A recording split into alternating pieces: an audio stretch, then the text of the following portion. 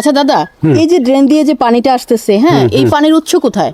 উৎস আমরা তামা চাষে আর ধান চাষে এই পানি দিতেছি ওখানে। কোত্থেকে আসে এই পানিটা? নদী থেকে মাতামুড়ি। মাতামুহুরী নদীর পানি এখান দিয়ে আসতেছে না? আচ্ছা, এই যে মাতামুহুরী নদীর পানি এই ড্রেন দিয়ে কিভাবে আসলো? মেশিন দিয়া। মেশিন দিয়ে?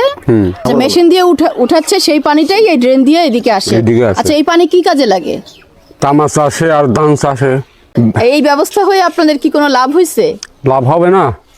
কেমন লাভ?